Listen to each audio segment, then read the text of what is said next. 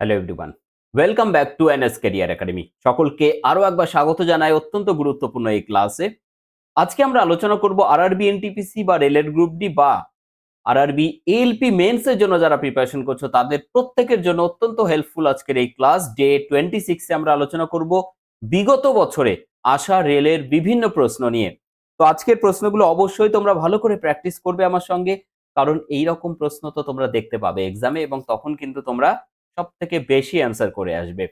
তো দেখো, প্রথমেই যে প্রশ্নটি রয়েছে, যদি একটি শ্রেণীর মোড তার গড় থেকে ৯ বড় হয়, তাহলে মোড এবং মধ্যমার মধ্যে বা মধ্যকের মধ্যে পার্থক্য কত? ওকে, তো আমরা দেখো কি পেলাম এখানে, মোড তার গড় থেকে ৯ বড়। ঠিক আছে, তাহলে মোড তার গড়, গড় মানে হচ্ছে মিন। ওকে, সো মিনকে আমি এম এন লিখলাম, মিন থেকে ৯ বড়, এই তো। এবং আমরা দেখো কি জানি, আমরা জানি যে মোড সমান কি হয়, 3 মিডিয়ান এমডি, মিডিয়ান মানে এমডি লিখছি, মাইনাস 2 মিন এম এন। ওকে, এখানে দেখো আমাদের যেহেতু রিলেশন বের করতে বলেছে মোড এবং মধ্যকের মধ্যে বা মধ্যমার মধ্যে, অর্থাৎ মোড এবং মিডিয়ানের মধ্যে, তাই আমরা মিনটাকে এখান থেকে রিমুভ করব। তাহলে এখানে মোড রাখলাম আমরা, 3 মিডিয়ান মিন, 2 মিন। মিন মানে কত? মিন মানে হচ্ছে দেখো মোড মাইনাস 9, এটা পুট করে দাও। তাহলে মোড আর এখানে মাইনাস 2 মোড, এদিকে বাঁ পাশে নিয়ে গেলে প্লাস 2 মোড হবে, আর এখানে মোড, তাহলে 3 মোড। আর এই 3 মিডিয়ানটাকে বাঁ পাশে নিয়ে চলে আসো, 3 মিডিয়ান ইকুয়াল টু, দেখো মাইনাস মাইনাসে প্লাস, 9 দুগুণ 18। ঠিক আছে, তাহলে কি পাবো এখানে আমরা, mode minus median is equal to 3 দিয়ে ভাগ করে দিলে 6। তাহলে এটাই তো অ্যান্সার হচ্ছে, কারণ আমাদের ডিফারেন্স বের করতে বলেছে। সো কারেক্ট অ্যান্সার হয়ে যাচ্ছে আমাদের option, option C. Option C হচ্ছে সঠিক উত্তর। চলে যাব আজকে 2 নম্বর প্রশ্ন। এই 2 নম্বর প্রশ্ন মোস্ট ইম্পর্টেন্ট কোশ্চেন।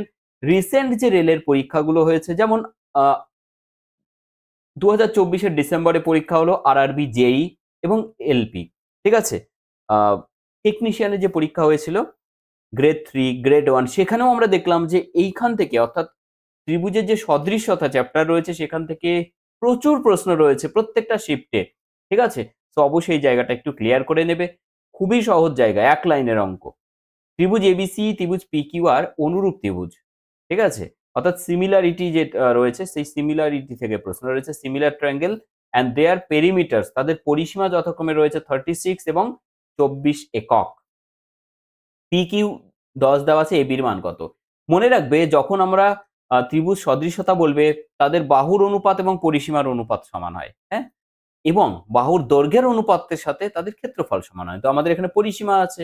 তো আমরা দেখো প্রথমে এটা রয়েছে কত, এবিসি এর। তো এবিসির যদি আমরা নেই তাহলে কি হচ্ছে, ত্রিভুজ এবিসি অর ত্রিভুজ পিকিউআর। ঠিক আছে, মাথায় রাখবে ওপরে এবিসি রেখেছি।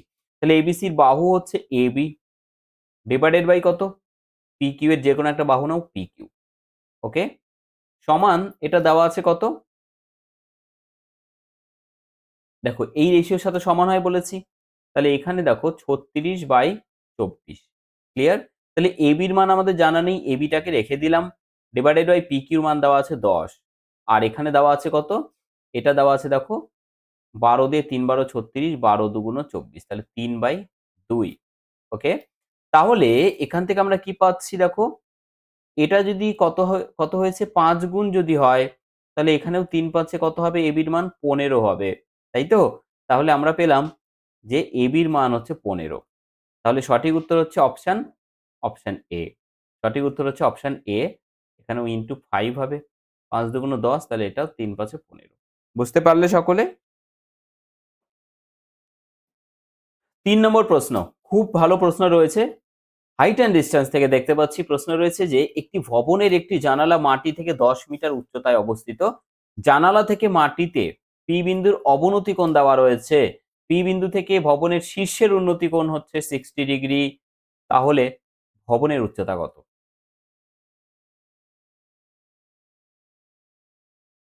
এটা হচ্ছে পি বিন্দু, এটা হচ্ছে জানালা। তাহলে এই জানালা থেকে দেখো পি বিন্দুর অবনতি কোণ বলেছে, তাহলে এটাকে আমরা এইভাবে নেব। এটা হচ্ছে অবনতি কোণ হলে এখানে কোনটা তৈরি হয় ভূমির সাথে সমান্তরাল, তাহলে এখানে যদি 30° হয় তাহলে এটাও একান্তর কোণ 30° হলো। ওকে, আর এইখান থেকে শীর্ষ থেকে এই পি বিন্দুতে দেখো উন্নতি কোণ বলা রয়েছে।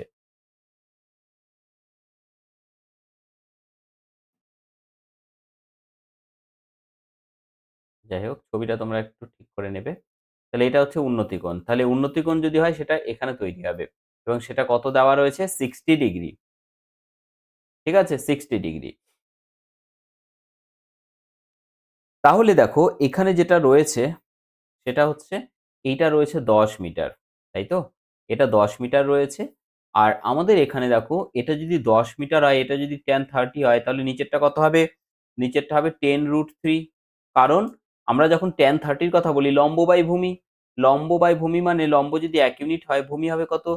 √3, কারণ tan 30 মানে 1/√3। তাহলে এখানে যদি 10 থাকে তাহলে ওপরে 10 হলে নিচে কত হবে? 10√3। বুঝতে পারলে? এটা যদি 10√3 হয় তাহলে একদম এইখান থেকে আমরা tan 60 র মান কত পাবো? tan 60 র মান tan 60 র মান কত? tan 60 মানে হচ্ছে √3। তাহলে লম্ব √3 আর ভূমি হচ্ছে বাই ভূমি হচ্ছে 1। তাহলে এখানে দেখো ভূমি তো অলরেডি আমরা পেয়ে গেছি 10√3, তাহলে ভূমিকে 10√3 দ্বারা গুণ করলাম।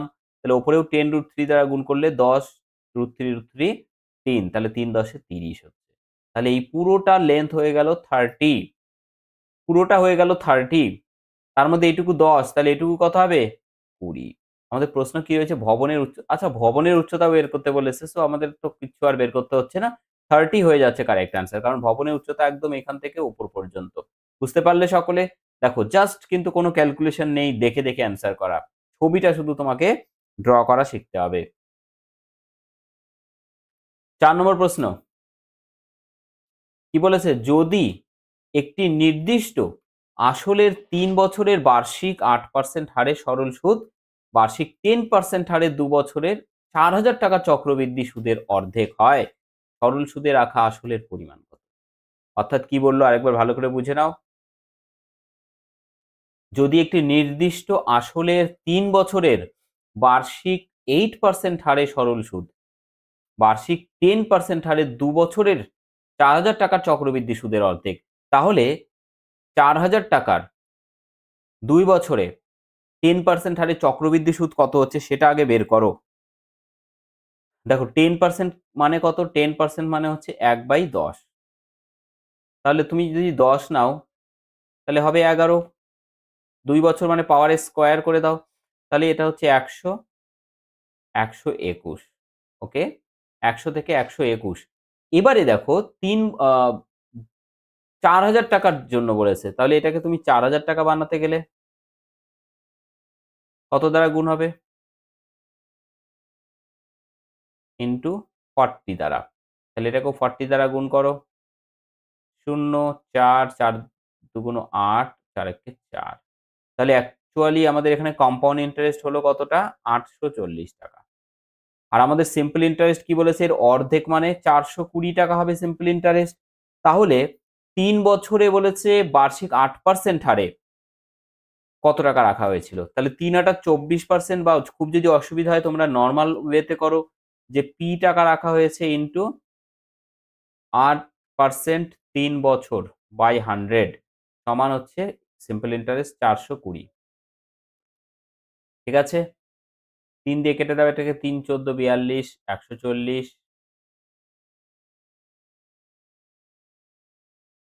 ৪ দিয়ে কেটে দাও, ৪ দুগুণ ৮, আর এখানে কেটে দিলে কত হচ্ছে? ৩ ৪ ১২, ৪ ৫ ২০। ২ দিয়ে এটাকে কেটে দাও ৫০। তাহলে পি সমান কত হচ্ছে? ০, ৫০ ইন্টু ৩৫ মানে হচ্ছে ১০০। ৫ দিয়ে কেটে দাও, ৩ ৫ ১৫, ৫ হাতে ১, ৩ ৫ ১৫, ১৬। ১৬৫০ টাকা। ১৬৫০ টাকা রয়েছে অপশন। ওহো হো হো হো! Sorry, sorry, sorry. গুণটা দেখো একটুখানি মিস্টেক হয়েছে আমাদের এখানে। এক্সট্রিমলি সরি ভাই। গুণটা কত হচ্ছে তাহলে আরেকবার চেক করে নাও। দেখো ৫ দিয়ে কাটছো তুমি। ৫ ৫ ২৫ এর ৫ হাতে ২, ৩ ৫ ১৫, ১৬, ১৭৫০। ঠিক আছে? ভুল করলেও দেখো অপশনে অ্যান্সার থেকে যায়। ঠিক আছে?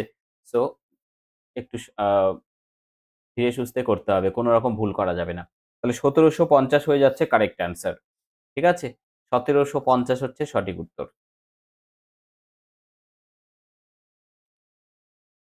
নেক্সট বলেছে 30 লিটার দ্রবণে 5% লবণ থাকে। তাহলে 3% লবণযুক্ত একটি দ্রবণ পেতে কত লিটার জল যোগ করতে হবে? 30 লিটার দ্রবণ, তার মানে দ্রবণ রয়েছে 30 লিটার, 5% লবণ থাকে 5% দ্রবণে। 3% লবণযুক্ত একটি দ্রবণ পেতে, তার মানে এটাকে কিছু একটা মেশাতে হবে যাতে 3% তৈরি হয় লবণের এখানে ঘনত্ব। কত লিটার জল মেশাতে হবে? দেখো জল আমরা মেশাচ্ছি, সেই জলের মধ্যে লবণের ভাগ কত থাকবে? 0%। ঠিক আছে? আমরা যেহেতু লবণ বের করছি, এটা লবণ, তাহলে যে জলটা মেশাবো তাতে লবণ কত? 0%।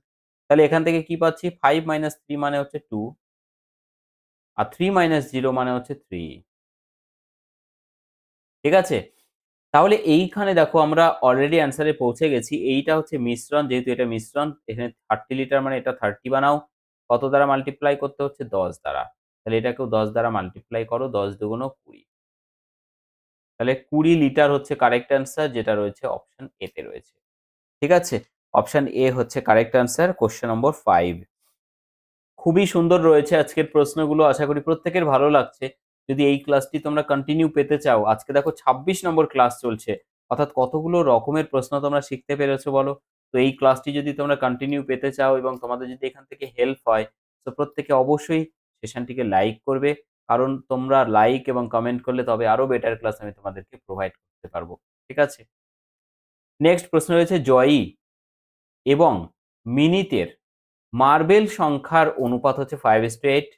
জ্যাকব এবং মিনিতের মার্বেল সংখ্যার অনুপাত 7:12। জয়ী এবং জ্যাকবের মার্বেলের সংখ্যার অনুপাত কত হবে?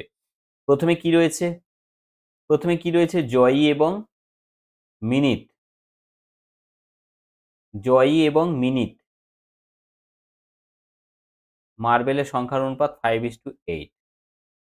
তারপরে জ্যাকব এবং মিনিত, যেহেতু এখানে মিনিত আছে, মিনিটটাকে আমরা এই পাশে রাখবো। তাহলে মিনিত, জ্যাকব এবং মিনিত রয়েছে, আমরা কি করব? মিনিত এবং জ্যাকব, জ্যাকব মানে জে এ লিখলাম, হ্যাঁ?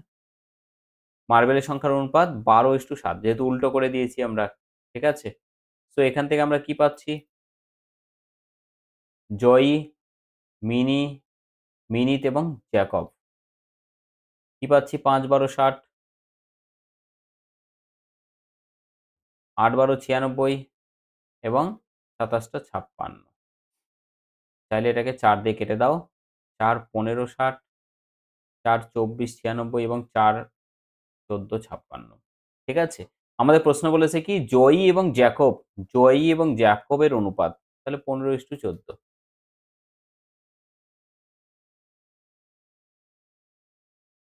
15:14 অপশন সি তে রয়েছে। বুঝতে পারলে সকলে?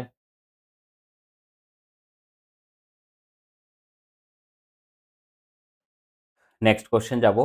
তার আগে সকলকে বলবো যে আগামীকাল আগামীকাল থেকে আমাদের এই কোর্সে এনরোলমেন্ট শুরু হচ্ছে।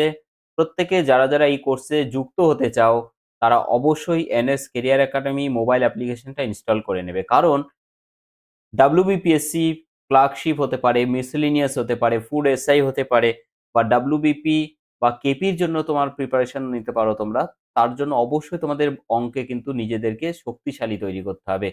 অঙ্কের যদি আরো স্কোর তোমরা বাড়াতে চাও, বুস্ট করতে চাও, সো তোমাদেরকে হেল্প করবে এই অঙ্কের স্কোর বুস্টার ব্যাচ। এবং স্কোর বুস্ট করলে তবেই কিন্তু তোমরা এক্সাম ক্র্যাক করতে পারবে প্রথমবারেই। তো অবশ্যই প্রত্যেকে আশা করি প্রস্তুত রয়েছো। এনএস কেরিয়ার একাডেমি মোবাইল অ্যাপ্লিকেশনটা ইনস্টল করে নাও। আগামীকাল থেকেই কিন্তু তোমাদের এখানে এনরোলমেন্ট শুরু হবে। একজন টেনিস খেলোয়াড় তার কেরিয়ারে 5টি ম্যাচ জিতেছেন, 12টি ম্যাচ হেরেছেন এবং 3টি ম্যাচ ড্র করেছেন। তাহলে 5টি ম্যাচ জিতেছেন, 12টি ম্যাচ হেরেছেন, 3টি ম্যাচ ড্র হয়েছে। যে ম্যাচে হেরেছে তার কেরিয়ারে তার ভগ্নাংশ নির্ণয় করতে হবে। অর্থাৎ দেখো 5টা ম্যাচ জিতেছে অন, তারপরে হেরেছে, লস কত, 12টি ম্যাচ হেরেছে। এবং ড্র হয়েছে কতগুলো ম্যাচ, 3টি ম্যাচ। তাহলে টোটাল কতগুলো খেলা হলো, 5 আর 3 8, 12 আর 8 হচ্ছে 20, 20টি টোটাল খেলা হয়েছে। তাহলে 20টা ম্যাচের মধ্যে হেরেছে কটা ম্যাচ, লস্ট হচ্ছে 12টি। এই তো, এটাই তো আমাদের অ্যান্সার।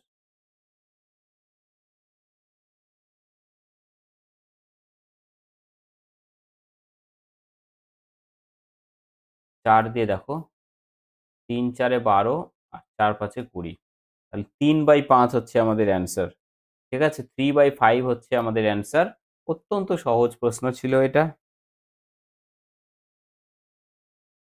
8 নম্বর কি বলেছে দেখো, এ একটি কাজ 8 দিনে শেষ করতে পারে যখন কিনা বি একই কাজ সম্পন্ন করতে 10 দিন সময় নেয়। তাহলে এ 8 দিনে করে, বি ওই একই কাজ করতে 10 দিন সময় নেয়। তারা একসাথে কাজ শুরু করে কিন্তু এ কাজ শেষ হওয়ার একদিন আগে কাজ ছেড়ে চলে যায়। তাহলে এ কত দিন কাজ করেছিল? দেখো এখান থেকে প্রথম কাজ হচ্ছে লসাগু বের করো। 10 আর 8 এর লসাগু 40, 5 8 40 আর 4 10 40। তাহলে এ কতদিন কাজ করেছিল? দেখো এই যে কাজের কথা বলা রয়েছে এখানে, টোটাল 40 ইউনিট, তাই তো?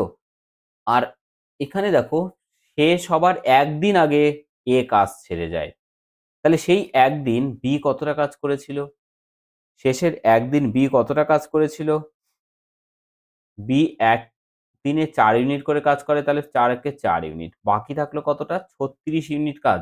এই 36 ইউনিট কাজ তাহলে শেষের একদিন বাদে বাকি দিনগুলোতে এ আর বি দুজনেই করেছে। তাহলে 36 ভাগ 4 আর 5 হচ্ছে যোগফল 9। তাহলে 9 দিয়ে ভাগ করলে 4 ডেজ। ঠিক আছে? 4 দিন। 4 দিনে 4 হয়ে যাচ্ছে কারেক্ট অ্যান্সার।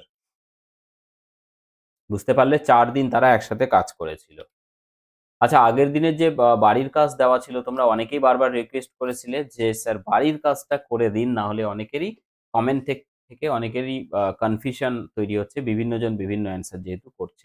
তো আজকে আমি অবশ্যই আগের দিনের বাড়ির কাজটা করে দেবো, প্রত্যেকে দেখবে। বলো এটা কিভাবে করব?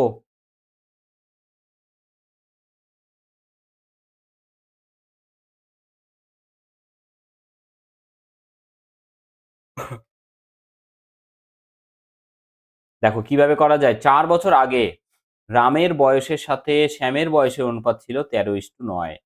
রাম ইস টু শ্যাম কত, 13:9, এবং সেটা ছিল 4 বছর আগে। মানে এখানে অবশ্যই -4 দিয়ে রাখো, তবে নিজে বুঝতে পারবে। 8 বছর পরে, তার মানে +8 হবে।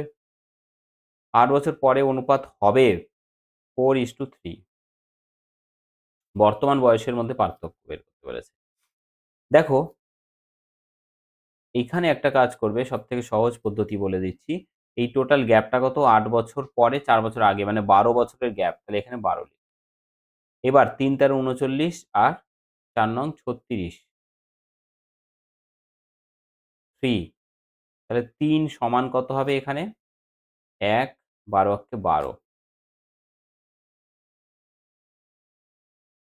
ডিফারেন্স নেবে এখানে সবসময়, হ্যাঁ?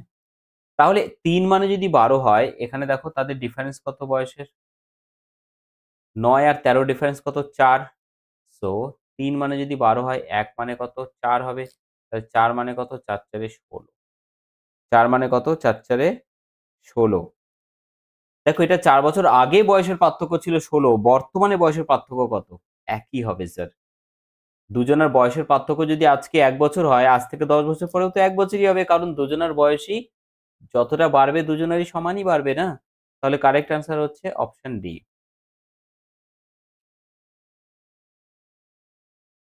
কোয়েশ্চেন নম্বর 10, দারুণ প্রশ্ন এটা রয়েছে। কুয়াশার মধ্যে একটি গাড়ি চলছে, একজন ব্যক্তিকে অতিক্রম করেছে, যিনি একই দিকে 3 কিমি প্রতি ঘন্টা বেগে হাঁটছিলেন।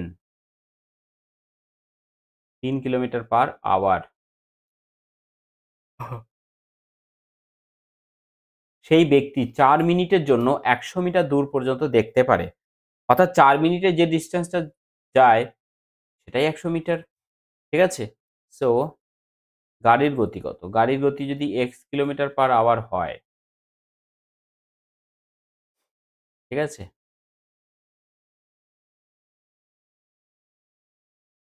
গাড়ির গতি যদি x কিলোমিটার পার আওয়ার হয় তাহলে রিলেটিভ স্পিড কি হবে? x minus 3। ঠিক আছে? এবার দেখো 4 মিনিটে কতটা যাচ্ছে? স্পিড ইনটু টাইম, স্পিড হচ্ছে x মাইনাস 3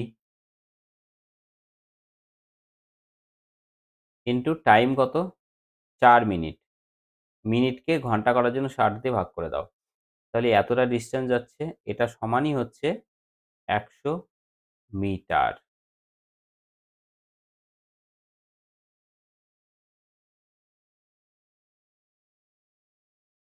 দেখো মিটারকে আমরা যদি কিলোমিটারে বের করতে চাই তাহলে কি করব? 1000 দিয়ে ভাগ করতে হয়। করে দিলাম। ১, ২, ১, ২, ১, ০। তাহলে x মাইনাস ৩ সমান কত হচ্ছে? ৬/৪ মানে হচ্ছে ৩ দুগুণ ৬ আর ২ দুগুণ ৪। 1 পয়েন্ট ও এটাকে এইভাবে রেখে দাও যেহেতু ফ্র্যাকশনেই রয়েছে, দশমিক ভগ্নাংশে নেই। তাহলে এখান থেকে x মানে কত হবে? -3 টা এদিকে আসলে যোগ হবে তাহলে ৩ দুগুণ ৬ প্লাস ৩ মানে হচ্ছে ৯। ৯/২। ঠিক আছে? ৯/২। সো কারেক্ট অ্যান্সার হয়ে যাচ্ছে option A. 9/2 kilometre per hour is the correct answer. ঠিক আছে? দেখো আগের দিনে তোমাদের বাড়ির কাজ যেটা ছিল সেট 25 এ দারুণ প্রশ্ন ছিল এটা বাড়ির কাজ। অনেকেই অলরেডি আনসার করেছো। ভেরি গুড ভাই প্রত্যেককে। তো ১ থেকে ৫০ পর্যন্ত সংখ্যা লিখতে কতগুলো অঙ্ক প্রয়োজন? ১ম এ দেখো ১ থেকে ৯ পর্যন্ত একটা ডিজিটের কতগুলো সংখ্যা আছে এখানে? ৯ টা আছে। তাহলে ৯ ১ কে ৯। তারপরে দেখো ১০ থেকে ৫০ পর্যন্ত কতগুলো ডিজিট আছে? কতগুলো আছে? ১ম এ কতগুলো সংখ্যা আছে? এখানে আছে টোটাল ৪০ আর ১ এ ৪১ টি সংখ্যা আছে। বুঝতে না পারলে বলে দিচ্ছি। একেকটায় ২ টো করে তাহলে ৪১ গুণন ২ মানে ৮২। ঠিক আছে? দেখো বলে দিচ্ছি। ১০ থেকে তুমি ১ম এ করো ১৯। ১০ টি আছে। ১০ থেকে ১৯ ১০ টি আছে। ২০ থেকে ২৯ ১০ টি আছে। ১০ টি সংখ্যা আছে। তারপরে ৩০ থেকে ৩৯ কটা আছে? ১০ টা সংখ্যা আছে। আর ৪০ থেকে ৪৯ কত? ১০ টা আছে। আর শুধুমাত্র ৫০ একটা আছে। তো এদের সব্বারই দেখো ২ টো করে রয়েছে ডিজিট। ১, ২, ৩, ৪, ৪০ আর ১ এ ৪১ ইন্টু ১০ সরি ইন্টু ২ তাহলে হচ্ছে ৮২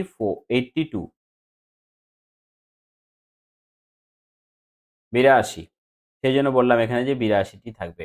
তাহলে টোটাল কত হচ্ছে? ৮২ যোগ ৯ মানে হচ্ছে ৯১ ৯১ টি টোটাল থাকবে অঙ্ক। ১ থেকে ৫০ পর্যন্ত ৯১ টি অঙ্ক প্রয়োজন হবে লিখতে। নেক্সট কোয়েশ্চেন দেখো রয়েছে এটা তোমাদের থাকবে আজকের বাড়ির কাজ। অ্যান্সার করতে হবে প্রত্যেকে অ্যান্সার করবে কমেন্ট সেকশনে। ঠিক আছে? এবং সেশনটি কেমন লাগলো সেটা অবশ্যই প্রত্যেকে লিখবে কমেন্ট সেকশনে। যারা এখনো লাইক করোনি অবশ্যই প্রত্যেকে সেশনটিকে লাইক করবে। দেখা হবে আগামীকাল ঠিক রাত্রি ৯ টা। প্রত্যেকে ভালো থাকো, সুস্থ থাকো। Thank you so much.